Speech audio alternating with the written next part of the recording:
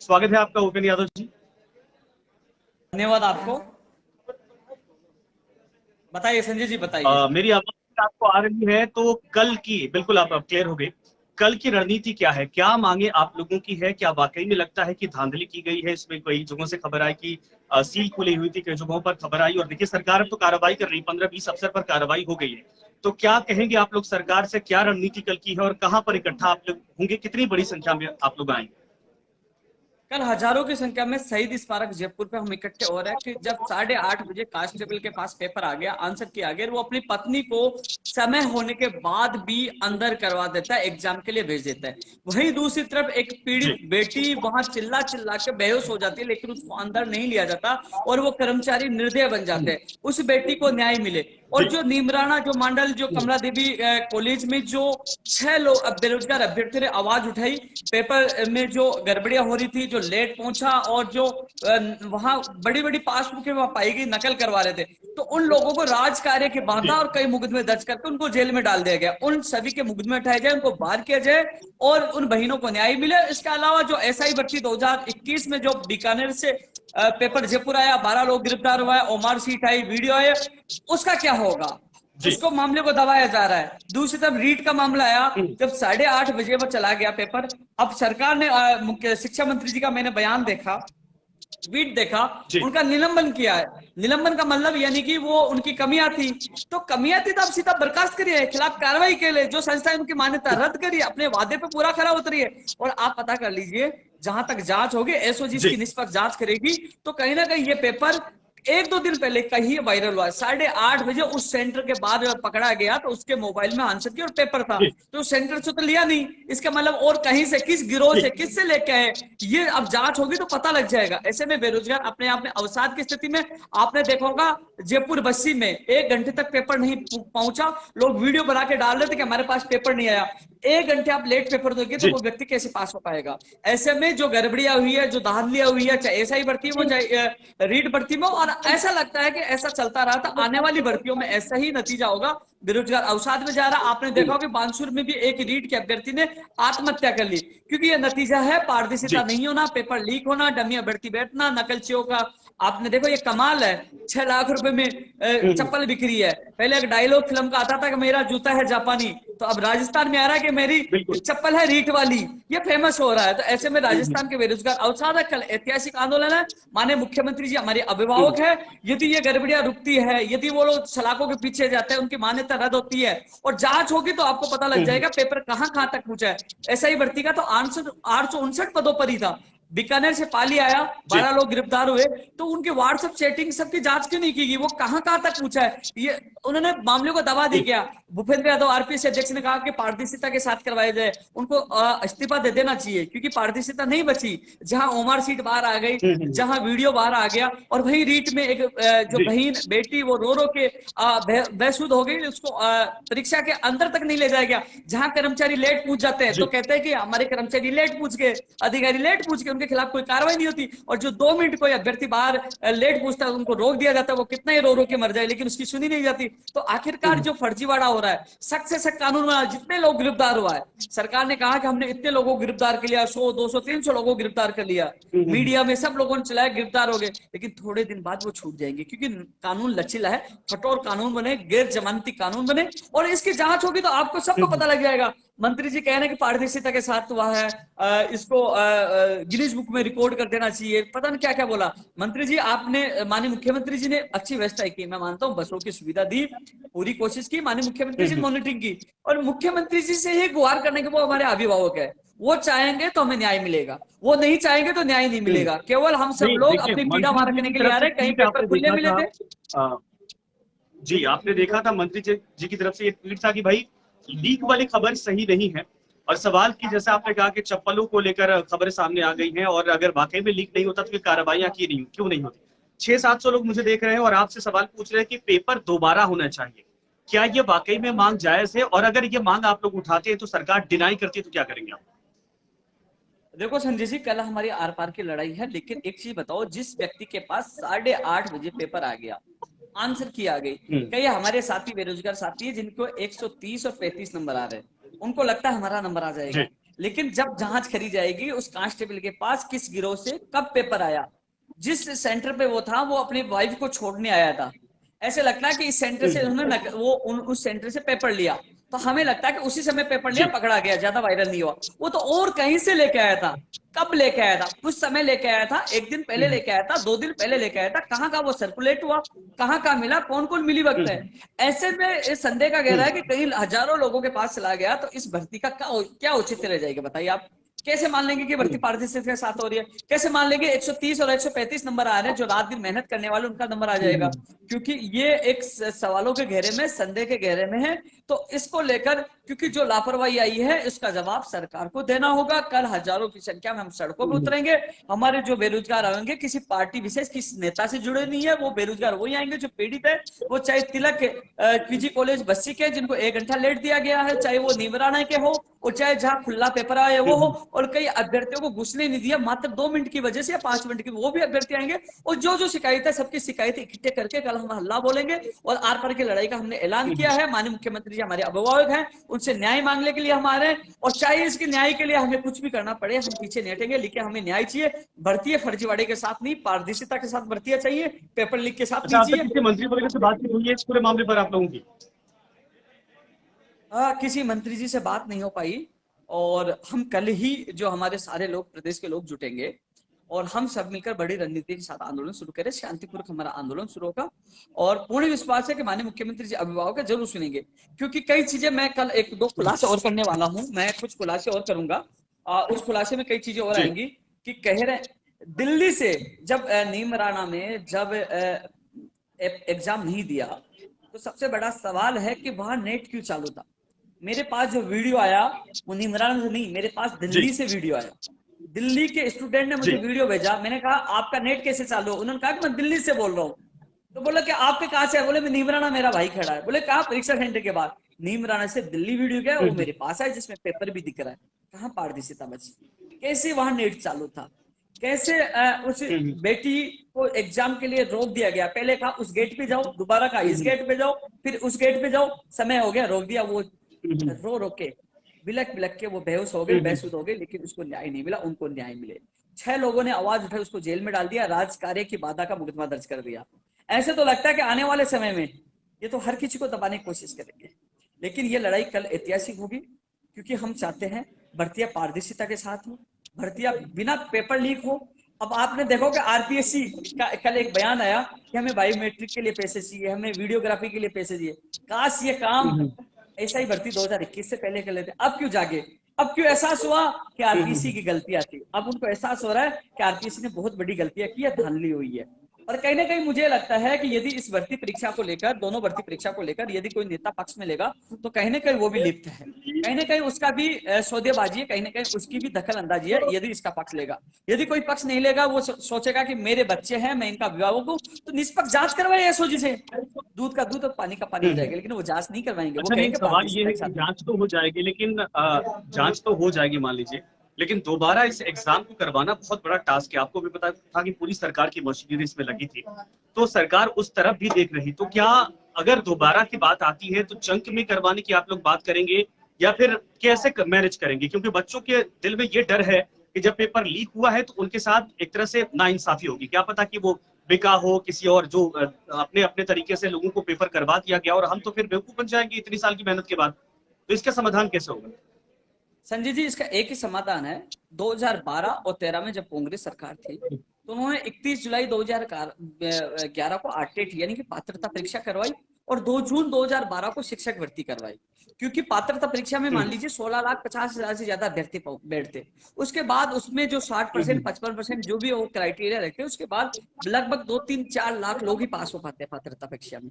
और फिर पात्रता परीक्षा के बाद शिक्षक भर्ती होती है, तो 3-4 लाख या 2 लाख अभ्यर्थी बैठते हैं। उसका मैनेजमेंट सरकार अच्छी तरह कर सकती है। उनका सभी का सेंटर सरकारी स्कूल में आ सकता है, उनकी बायोमेट्रिक हो सकती है, उनकी वीडियोग्राफी हो सकती है, सब कुछ हो सकता है। मैंने जब सरकार बनी है उसके बाद रीट की जो घोषणा है, उससे पहले मैं शिक्षा मंत्री गोविंद सिंह डोटासरा से मुलाकात करके मैंने मांग की थी कि राजस्थान में पात्रता प्लस शिक्षक भर्ती की जाए और प्रदेश लेवल पर इसकी मेरिट बनाई जाए। और इसमें क्योंकि 2 एग्जाम होगी, दूसरा पेपर होगा, तो उसमें राजस्थान का सामान्य ज्ञान 60% आएगा, राजस्थान के अभ्यर्थी को ज्यादा से ज्यादा मौका मिलेगा। लेकिन उन्होंने अनसुनी की, हालांकि उन्होंने जो बीए का वेटेज 90 जो 70-30 था उसको वेटेज को 90-10 कर दिया, उस मांग को माना। लेकिन यदि 2 एग्जाम होती तो पहले पात्रता एग्जाम होती, मान लो ये गड़बड़ियां सामने आई तो कम से कम गड़बड़ियां करके कोई पात्रता ही तो पास कर पाता, शिक्षक तो नहीं बन पाता।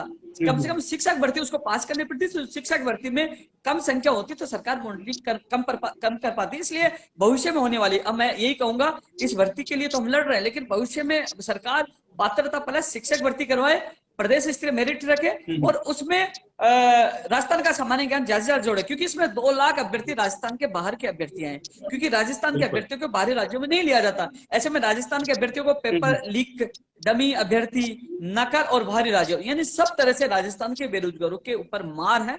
आज बेरोजगार अपने आप को ठगा सा महसूस कर, लेकिन मुख्यमंत्री और शिक्षा मंत्री दोनों से निवेदन है कि कल जो हम लोग सड़कों पर उतर रहे हैं तो केवल हम लोग विरोध नहीं कर, कोई राजनीतिक पार्टी नहीं है कि बीजेपी आरएलपी की है, हम आप ही के बच्चे हैं, हम वो युवा बेरोजगार हैं जिनके साथ धोखा हुआ, जिनके साथ गलत हुआ।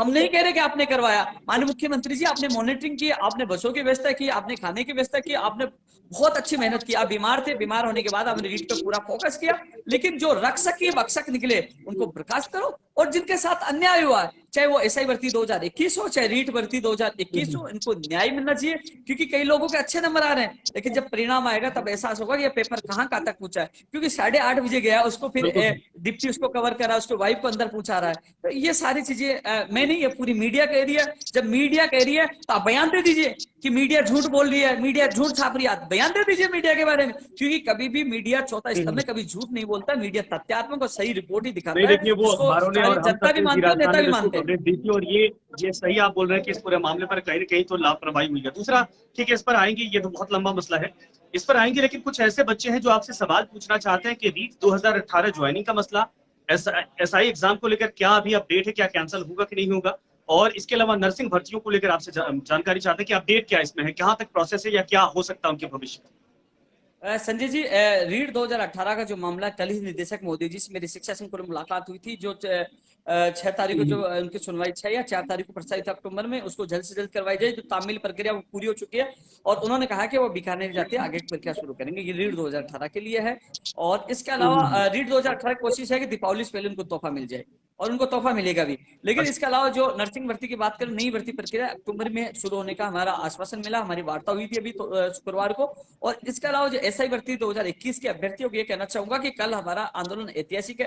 जो तमाम लोग घर हैं वो घर से निकले, क्योंकि लोकतंत्र में भीड़ तंत्र की बड़ी भूमिका है। हम सब मिलकर लड़ाई लड़ेंगे, क्योंकि जो हमारी ताकत का एहसास होगा तो हर व्यक्ति को झुकना पड़ेगा, हमारी मांगे माननी पड़ेगी। और हम लोग घर बैठे कहेंगे कि ये हो जाए वो हो जाए, वैसा नहीं होगा, क्योंकि इसके लिए लड़ना होगा, मैदान में आना होगा। और मैदान के लिए आपको समय स्थान बता दिया है, पुलिस प्रशासन को मैंने लिखित में दे दिया है, परमिशन के लिए वहां अनुमति हो गई है। कल सुबह 10 बजे तमाम लोगों को शहीद स्मारक जो पोलो विक्ट्री सिंडिकेट उनके पास है वहां पहुंचना है। 10 बजे मैं तैनात मिलूंगा, और ये लड़ाई आर पार की लड़ाई है, हम लड़ेंगे, क्योंकि सिस्टम में सुधार हो, समय पे बेरोजगार को रोजगार मिले, फर्जीवाड़ा बंद हो, पेपर लीक बंद हो। बिल्कुल सही आपने कहा, और देखना यह है कि कल के बाद क्या होता है। उपेंद्र भाई, धन्यवाद हमसे जुड़ने के लिए और समय देने के लिए। लेकिन साफ तौर पर बहुत सारे बच्चे देखिए आपसे सवाल पूछ रहे हैं, सबका सवाल लेना संभव नहीं है, लेकिन शुक्रिया। उम्मीद करते हैं कि आप लोगों के इस संजय जी, इसमें कुछ कमेंट आ रहे हैं, कुछ राजनीति लोगों की बात आ रही है, तो मैं उनको बता दूं, हमारा आंदोलन किसी राजनेता, किसी छात्र नेता, किसी पार्टी विशेष का कोई व्यक्ति इसमें हिस्सा नहीं ले रहा। इसमें एसआई भर्ती रीट 2021 के वो अभ्यर्थी जो पीड़ित है, दुखी हैं, जिनके साथ गलत हुआ, वो हिस्सा ले रहे हैं। और भविष्य में आज रीट और एसआई के साथ गलत हुआ, आने वाली पटवारी हर भर्तियों में गलत होगा। यदि सख्त कानून नहीं बना, गैर जमानती कानून नहीं बना, तो आज इनके साथ हुआ, कल इनके साथ होगा। पहले हम चिल्ला चिल्ला के 20 और 22 तारीख को कह रहे थे एसआई के साथ गलत हुआ, अब रीट के साथ हो गया, अब रीट वाले पीड़ित मुझे फोन कर रहे हैं, फिर पटवारी के साथ होगा। इसलिए सभी भाइयों को जागना होगा, क्योंकि सबके भविष्य का सवाल है, तो सबके लिए है। लेकिन ये मैं स्पष्ट कर दूं, हमारा आंदोलन किसी पार्टी विशेष का नहीं है, हमारा निष्पक्ष और शुद्ध पीड़ित बेरोजगारों का है। जो पीड़ित है वही आ रहे हैं, किसी पार्टी के नेताओं को हम नहीं आमंत्रित करते, न करेंगे, क्योंकि हमें किसी से मतलब नहीं है, न किसी हम सरकार के खिलाफ आगाज करें। हम माननीय मुख्यमंत्री जी हमारे अभिभावक को उनसे न्याय मिले, और न्याय में चाहे हमें लाठी मिले, चाहे गोली मिले, मुकदमे मिले, हटेंगे नहीं, लेकिन हमें न्याय मिले, और न्याय के आस में ही कल हम जयपुर इकट्ठे होंगे। जी बिल्कुल, आपने सही कहा, धन्यवाद हमसे जुड़ने के लिए। और साफ तौर पर ये कल ये आंदोलन का स्वरूप है। और इसके अलावा देखिए कि तमाम बच्चे सोशल मीडिया के जरिए भी कैंपेन चला रहे हैं, तो कल क्या युवाओं के दबाव के बाद सरकार सुनेगी, मुख्यमंत्री सुनेंगे, ये सबको इस बात का इंतजार है। कहीं कहीं पर जो गड़बड़ियां हुई है उसको लेकर डर पैदा हो गया। इस डर का समाधान क्या है और क्या सरकार इसका जवाब देगी, संतोषजनक जवाब मिलेगा या फिर पेपर की दूसरी बार करवाने की तैयारी होगी। कल जब इस पूरे आंदोलन के बाद स्थिति साफ होगी तो दोबारा हम और उपेंद्र भाई दोनों आपके साथ फिर मुलाकात करेंगे और बताएंगे जो वहां से अपडेट मिलता है। धन्यवाद। वहां से कहां तक जाएंगे, उपेंद्र भाई मेरे साथ जुड़ गए। स्वागत है आपका उपेंद्र यादव जी। धन्यवाद आपको। बताइए संजय जी, बताइए। मेरी आवाज आपको आ रही है तो कल की बिल्कुल आप क्लियर हो गए। कल की रणनीति क्या है, क्या मांगे आप लोगों की है? क्या वाकई में लगता है कि धांधली की गई है? इसमें कई जगहों से खबर आई कि सील खुली हुई थी, कई जगहों पर खबर आई। और देखिए सरकार अब तो कार्रवाई कर रही, 15-20 अफसर पर कार्रवाई हो गई है। तो क्या कहेंगे आप लोग सरकार से, क्या रणनीति कल की है और कहां पर इकट्ठा आप लोग होंगे? कितनी बड़ी संख्या में आप लोग आएंगे? कल हजारों की संख्या में शहीद स्मारक जयपुर पे हम इकट्ठे हो रहे हैं कि जब 8:30 बजे कांस्टेबल के पास पेपर आ गया, आंसर किया आ गया, वो अपनी पत्नी को समय होने के बाद भी अंदर करवा देता है, एग्जाम के लिए भेज देता है। वहीं दूसरी तरफ एक पीड़ित बेटी वहां चिल्ला चिल्ला के बेहोश हो जाती है, लेकिन उसको अंदर नहीं लिया जाता और वो कर्मचारी निर्दय बन जाते हैं, उस बेटी को न्याय मिले। और जो नीमराना, जो मंडल, जो कमला देवी कॉलेज में जो 6 लोग बेरोजगार अभ्यर्थी ने आवाज उठाई, पेपर में जो गड़बड़ियां हो रही थी, जो लेट पहुंचा और जो वहां बड़ी बड़ी पासबुकें वहां पाई गई, नकल करवा रहे थे, तो उन लोगों को राज कार्य के बांधा और कई मुकदमे दर्ज करके उनको जेल में डाल दिया गया। उन सभी के मुकदमे उठाए जाए, उनको बाहर किया जाए और उन बहनों को न्याय मिले। इसके अलावा जो एसआई भर्ती 2021 में जो बीकानेर से पेपर जयपुर आया, 12 लोग गिरफ्तार हुआ है, ओमार सीट आई, वीडियो आया, उसका क्या होगा? उसको मामले को दबाया जा रहा है। दूसरी तरफ रीट का मामला आया, जब 8:30 बजे वो चला गया पेपर। अब सरकार ने मुख्य शिक्षा मंत्री जी का मैंने बयान देखा, ट्वीट देखा, उनका निलंबन किया है। निलंबन का मतलब यानी कि वो उनकी कमियां थी, तो कमियां थी तो आप सीधा बर्खास्त करिए, खिलाफ कार्रवाई के लिए जो संस्था उनकी मान्यता रद्द करिए, अपने वादे पे पूरा खरा उतरिए।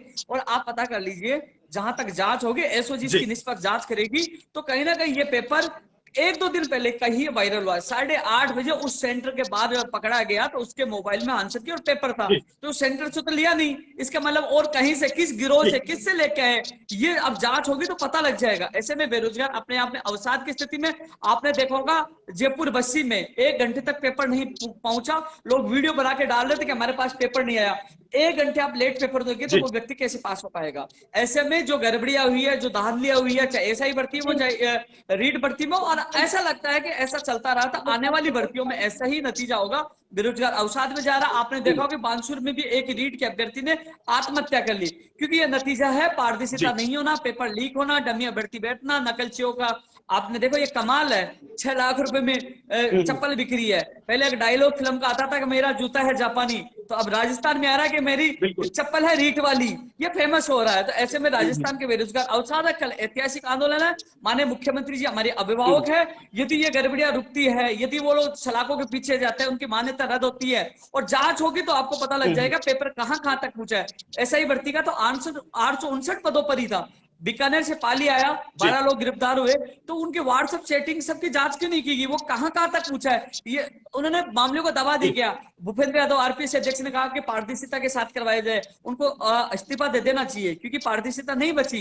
जहां ओमार सीट बाहर आ गई, जहां वीडियो बाहर आ गया, और वही रीट में एक जो बहन बेटी वो रो रो के बेसुध हो गई, उसको परीक्षा के अंदर तक नहीं ले जाया गया। जहां कर्मचारी लेट पूछ जाते हैं तो कहते हैं कि हमारे कर्मचारी लेट पूछ गए, अधिकारी लेट पूछ गए, उनके खिलाफ कोई कार्रवाई नहीं होती। और जो 2 मिनट कोई अभ्यर्थी बाहर लेट पूछता है उनको रोक दिया जाता है, वो कितना ही रो रो के मर जाए लेकिन उसकी सुनी नहीं जाती। तो आखिरकार जो फर्जीवाड़ा हो रहा है, सख्त से सख्त कानून बना। जितने लोग गिरफ्तार हुआ है, सरकार ने कहा कि हमने इतने लोगों को गिरफ्तार कर लिया, 100, 200, 300 लोगों को गिरफ्तार कर लिया, मीडिया में सब लोगों ने चलाया, गिरफ्तार हो गए, लेकिन थोड़े दिन बाद वो छूट जाएंगे, क्योंकि कानून लचीला है। कठोर कानून बने, गैर जमानती कानून बने, और इसकी जांच होगी तो आपको सबको पता लग जाएगा। मंत्री जी कह रहे हैं कि पारदर्शिता के साथ हुआ है, इसको गिनीज बुक में रिकॉर्ड कर देना चाहिए, पता नहीं क्या क्या बोला। मंत्री जी, आपने, माननीय मुख्यमंत्री जी ने अच्छी व्यवस्था की, मैं मानता हूँ, बसों की सुविधा दी, पूरी कोशिश की, माननीय मुख्यमंत्री जी ने मॉनिटरिंग की, और मुख्यमंत्री जी से ही गुहार करने के वो हमारे अभिभावक है। वो चाहेंगे तो हमें न्याय मिलेगा, वो नहीं चाहेंगे तो न्याय नहीं मिलेगा। केवल हम सब लोग अपनी पीड़ा मार करने के लिए आ रहे हैं। कहीं पेपर खुले मिले थे।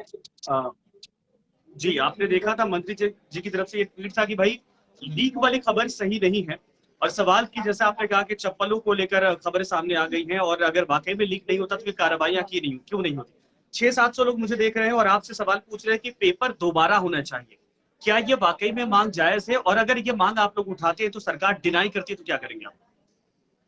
देखो संजय जी, कल हमारी आर पार की लड़ाई है, लेकिन एक चीज बताओ, जिस व्यक्ति के पास 8:30 बजे पेपर आ गया, आंसर की आ गई, कई हमारे साथी बेरोजगार साथी है जिनको 130 और 35 नंबर आ रहे हैं, उनको लगता है हमारा नंबर आ जी। जाएगा, लेकिन जब जांच करी जाएगी उस कांस्टेबल के पास किस गिरोह से कब पेपर आया, जिस सेंटर पे वो था वो अपनी वाइफ को छोड़ने आया था, ऐसे लगता है कि इस सेंटर से उन्होंने उस सेंटर से पेपर लिया, तो हमें लगता है कि उसी समय पेपर लिया, जी। पकड़ा गया, ज्यादा वायरल नहीं हुआ। वो तो और कहीं से लेके आया था, कब लेके आया था, कुछ समय लेके आया था, एक दिन पहले लेके आया था, 2 दिन पहले लेके आया था, कहाँ का वो सर्कुलेट हुआ, कहाँ का मिला, कौन कौन मिली वक्त है।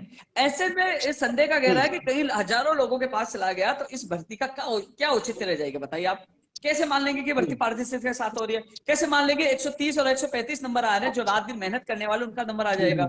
क्योंकि ये एक सवालों के घेरे में, संदेह के घेरे में है। तो इसको लेकर, क्योंकि जो लापरवाही आई है, इसका जवाब सरकार को देना होगा। कल हजारों की संख्या में हम सड़कों पर उतरेंगे। हमारे जो बेरोजगार आएंगे, किसी पार्टी विशेष, किसी नेता से जुड़े नहीं है, वो बेरोजगार वही आएंगे जो पीड़ित है।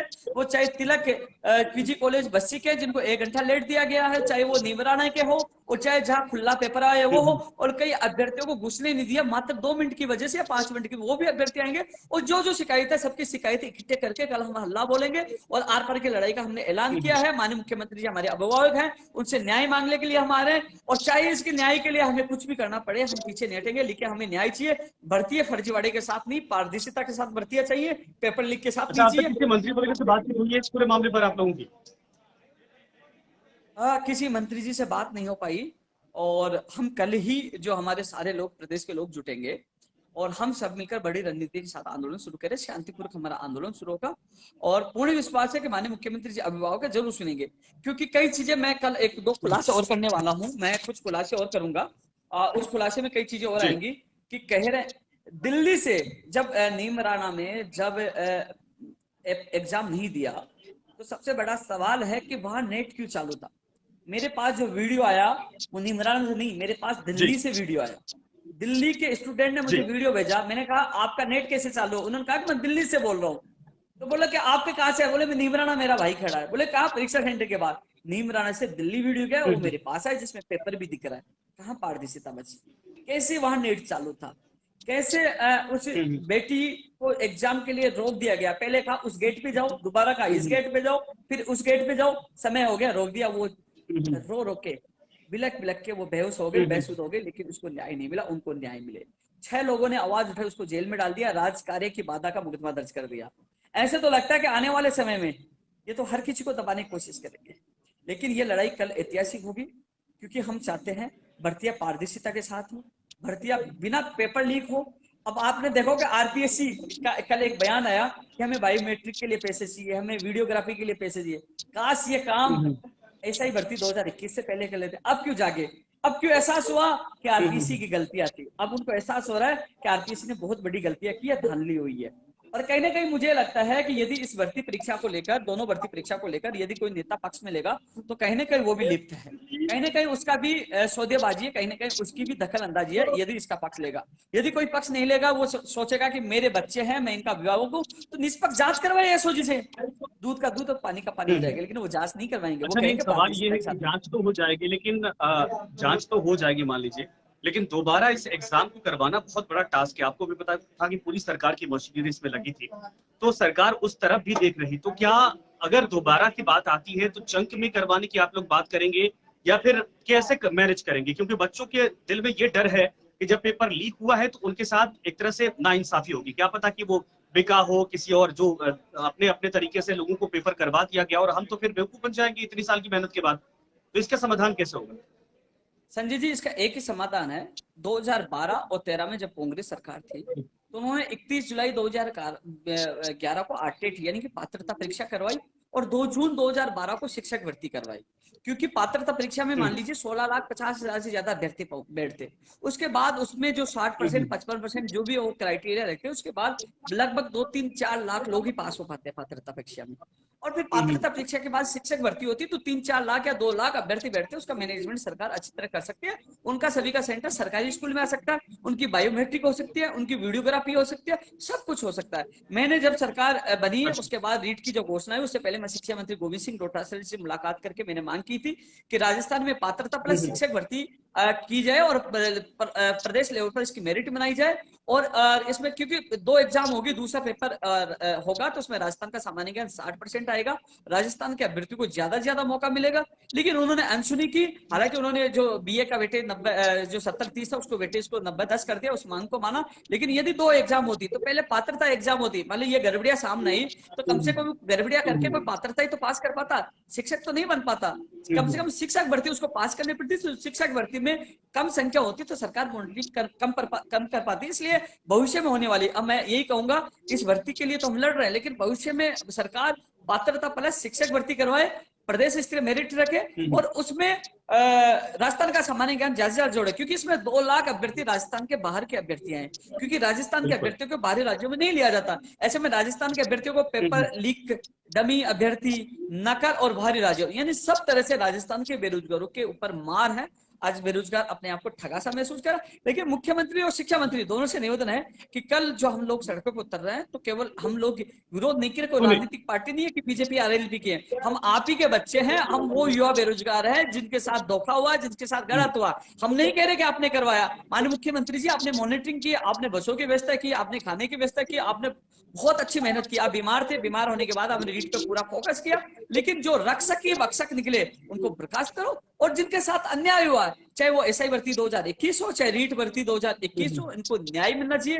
क्योंकि कई लोगों के अच्छे नंबर आ रहे हैं, लेकिन जब परिणाम आएगा तब एहसास होगा कि ये पेपर कहाँ तक पूछा है, क्योंकि 8:30 बजे गया, उसको फिर डिप्टी उसको कवर करा, उसको वाइफ को अंदर पूछा रहा है। तो ये सारी चीजें मैं नहीं, ये पूरी मीडिया कह रही है। जब मीडिया कह रही है तो आप बयान दे दीजिए कि मीडिया झूठ बोल रही है, मीडिया झूठ छाप रही है, बयान दे दीजिए मीडिया के बारे में, क्योंकि कभी भी मीडिया चौथा स्तंभ में कभी झूठ नहीं बोलता, मीडिया तथ्यात्मक और सही रिपोर्ट ही दिखाता है। देखिए वो अखबारों ने और हम जनता तक भी मानती है, नेता भी मानते हैं। दी थी, और ये सही आप बोल रहे हैं कि इस पूरे मामले पर कहीं न कहीं तो लापरवाही हुई है। दूसरा, ठीक है, इस पर आएंगे, ये तो बहुत लंबा मसला है, इस पर आएंगे, लेकिन कुछ ऐसे बच्चे हैं जो आपसे सवाल पूछना चाहते हैं कि रीट 2018 ज्वाइनिंग का मसला, एसआई एग्जाम को लेकर क्या अभी अपडेट है, क्या कैंसिल होगा कि नहीं होगा, और इसके अलावा नर्सिंग भर्तियों को लेकर आपसे जानकारी चाहते हैं कि अपडेट क्या इसमें है, कहाँ तक प्रोसेस है या क्या हो सकता है उनके भविष्य में। संजय जी, रीट 2018 का जो मामला, कल ही निदेशक मोदी जी से मेरी शिक्षा संकुल में मुलाकात हुई थी, जो 6 तारीख को जो उनकी सुनवाई 6 या 4 तारीख को प्रस्तावित अक्टूबर में, उसको जल्द से जल्द करवाई जाए। जो तामील प्रक्रिया वो पूरी हो चुकी है,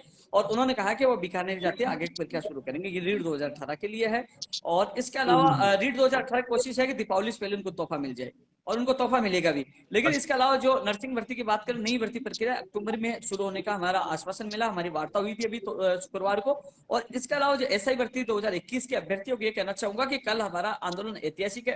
जो तमाम लोग घर हैं वो घर से निकले, क्योंकि लोकतंत्र में भीड़ तंत्र की बड़ी भूमिका है। हम सब मिलकर लड़ाई लड़ेंगे, क्योंकि हमारी ताकत का एहसास होगा तो हर व्यक्ति को झुकना पड़ेगा, हमारी मांगे माननी पड़ेगी। और हम लोग घर बैठे कहेंगे कि ये हो जाए वो हो जाए, वैसा नहीं होगा, क्योंकि इसके लिए लड़ना होगा, मैदान में आना होगा। और मैदान के लिए आपको समय स्थान बता दिया है, पुलिस प्रशासन उनको मैंने लिखित में दे दिया है, परमिशन के लिए वहां अनुमति हो गई है। कल सुबह 10 बजे तमाम लोगों को शहीद स्मारक जो पोलो विक्ट्री सिंडिकेट के पास है वहां पहुंचना है। 10 बजे मैं तैनात मिलूंगा, और ये लड़ाई आर पार की लड़ाई है, हम लड़ेंगे, क्योंकि सिस्टम में सुधार हो, समय पे बेरोजगार को रोजगार मिले, फर्जीवाड़ा बंद हो, पेपर लीक बंद हो। बिल्कुल सही आपने कहा, और देखना यह है कि कल के बाद क्या होता है। उपेंद्र भाई, धन्यवाद हमसे जुड़ने के लिए और समय देने के लिए। लेकिन साफ तौर पर बहुत सारे बच्चे देखिए आपसे सवाल पूछ रहे हैं, सबका सवाल लेना संभव नहीं है, लेकिन शुक्रिया। उम्मीद करते हैं कि आप लोगों के इस संजय जी, इसमें कुछ कमेंट आ रहे हैं, कुछ राजनीति लोगों की बात आ रही है, तो मैं उनको बता दूं, हमारा आंदोलन किसी राजनेता, किसी छात्र नेता, किसी पार्टी विशेष का कोई व्यक्ति इसमें हिस्सा नहीं ले रहा। इसमें एसआई भर्ती रीट 2021 के वो अभ्यर्थी जो पीड़ित है, दुखी हैं, जिनके साथ गलत हुआ, वो हिस्सा ले रहे हैं। और भविष्य में आज रीट और एसआई के साथ गलत हुआ, आने वाली पटवारी हर भर्तियों में गलत होगा। यदि सख्त कानून नहीं बना, गैर जमानती कानून नहीं बना, तो आज इनके साथ हुआ, कल इनके साथ होगा। पहले हम चिल्ला चिल्ला के 20 और 22 तारीख को कह रहे थे एसआई के साथ गलत हुआ, अब रीट के साथ हो गया, अब रीट वाले पीड़ित मुझे फोन कर रहे हैं, फिर पटवारी के साथ होगा। इसलिए सभी भाइयों को जागना होगा, क्योंकि सबके भविष्य का सवाल है, तो सबके लिए है। लेकिन ये मैं स्पष्ट कर दूं, हमारा आंदोलन किसी पार्टी विशेष का नहीं है, हमारा निष्पक्ष और शुद्ध पीड़ित बेरोजगारों का है। जो पीड़ित है वही आ रहे हैं, किसी पार्टी के नेताओं को हम नहीं आमंत्रित करते, न करेंगे, क्योंकि हमें किसी से मतलब नहीं है, न किसी हम सरकार के खिलाफ आगाज करें। हम माननीय मुख्यमंत्री जी हमारे अभिभावक, उनसे न्याय मिले, और न्याय में चाहे हमें लाठी मिले, चाहे गोली मिले, मुकदमे मिले, हटेंगे नहीं, लेकिन हमें न्याय मिले, और न्याय के आस में ही कल हम जयपुर इकट्ठे हो। जी बिल्कुल, आपने सही कहा। धन्यवाद हमसे जुड़ने के लिए। और साफ तौर पर ये कल की ये आंदोलन का स्वरूप है। और इसके अलावा देखिए कि तमाम बच्चे सोशल मीडिया के जरिए भी कैंपेन चला रहे हैं। तो कल क्या युवाओं के दबाव के बाद सरकार सुनेगी, मुख्यमंत्री सुनेंगे, ये सबको इस बात का इंतजार है। कहीं कहीं पर जो गड़बड़ियां हुई है उसको लेकर डर पैदा हो गया। इस डर का समाधान क्या है और क्या सरकार इसका जवाब देगी, संतोषजनक जवाब मिलेगा या फिर पेपर की दूसरी बार करवाने की तैयारी होगी। कल जब इस पूरे आंदोलन के बाद स्थिति साफ होगी तो दोबारा हम और उपेंद्र भाई दोनों आपके साथ फिर मुलाकात करेंगे और बताएंगे जो वहां से अपडेट मिलता है। धन्यवाद।